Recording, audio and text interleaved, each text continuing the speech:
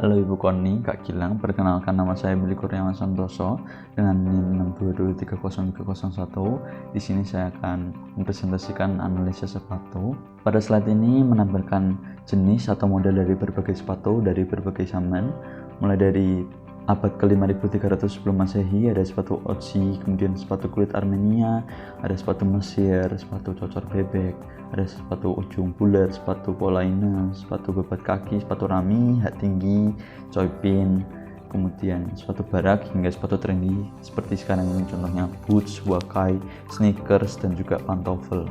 Kemudian pada slide ini merupakan pengukuran pola sepatu yang dimana terdapat anatomi sepatu, mulai dari tangnya, lidahnya, kemudian ada dari toe capnya, ada outsole dan lain sebagainya.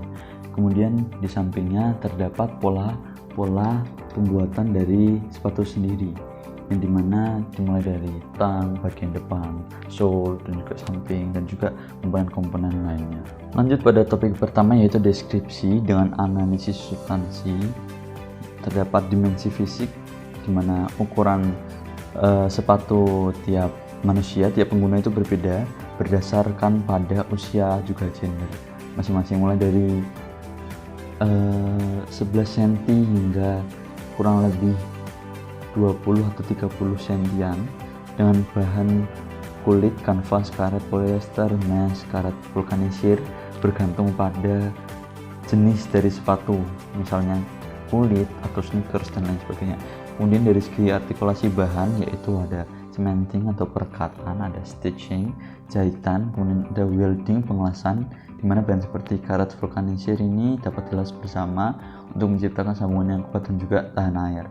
Dan terakhir ada riveting. Rivet itu merupakan paku logam. Riveting itu pengencangan dengan paku logam, berarti yang didapatkan melalui lubang-lubang yang telah dibuat di bagian-bagian yang akan disambung.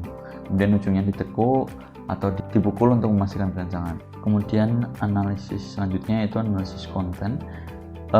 Pada analisis konten ini terdapat berbagai jenis macam brand, yang dimana seperti Nike, Adidas, Converse, New Balance, yang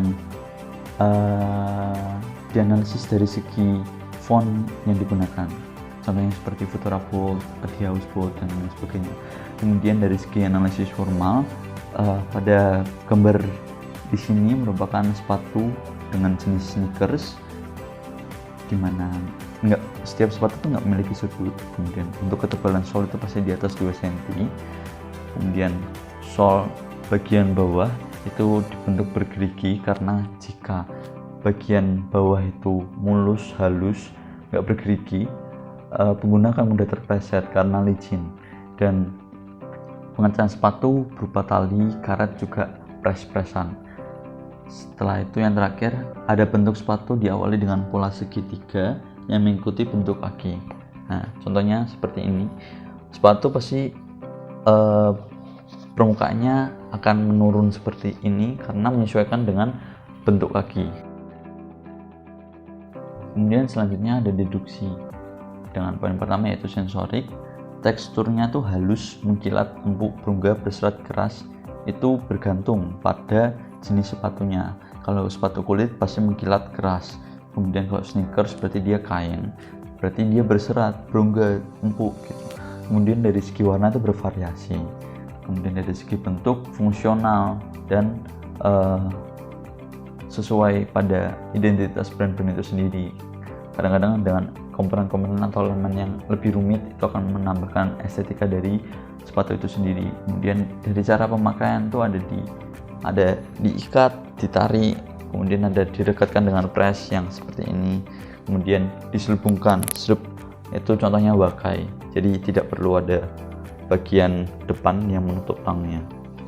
Kemudian dari segi ukurannya itu pada tadi dimensi fisik sekitar 16 hingga 50 cm.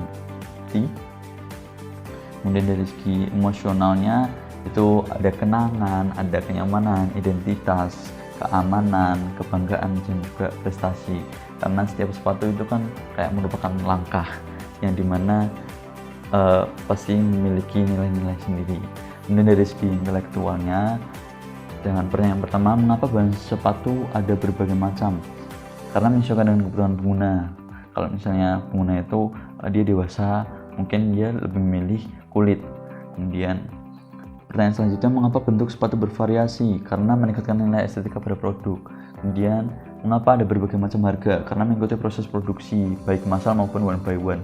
Kalau massal itu pasti dia akan lebih murah. Sedangkan kalau misalnya yang one by one itu berarti terkesan limited edition, yang dimana pola pengerjaannya dibuat dengan tangan dan juga pasti akan membutuhkan waktu yang lama sehingga harganya juga meningkat. Kemudian, mengapa ukuran sepatu pada tiap brand itu berbeda?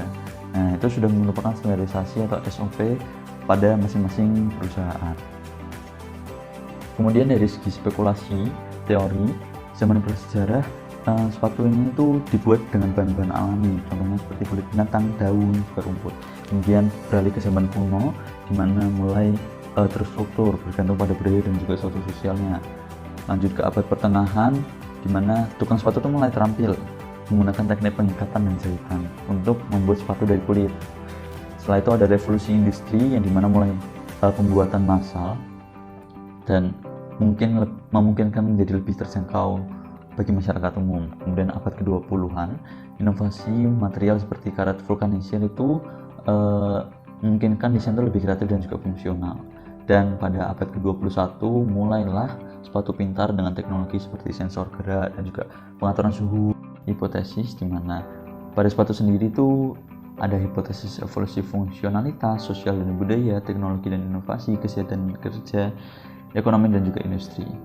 Dan yang terakhir yaitu ada program of research di mana inovasi material itu pasti menggunakan material yang lebih ringan, juga tahan air, ramah lingkungan. Kemudian ada desain ergonomis yang dimana meningkatkan kenyamanan dan juga mencegah cedera.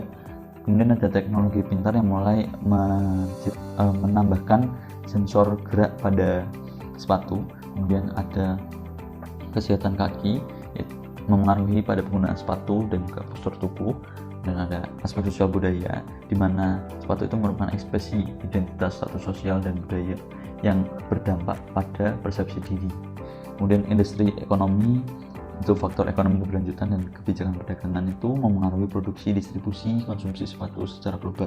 Dan terakhir ada keselamatan dan standar, tentang standar keselamatan dan kualitas untuk sepatu serta efektivitas regulasi dalam melindungi konsumen dan mencegah risiko kesehatan. Sekian dari saya, terima kasih, maaf jika ada salah kata.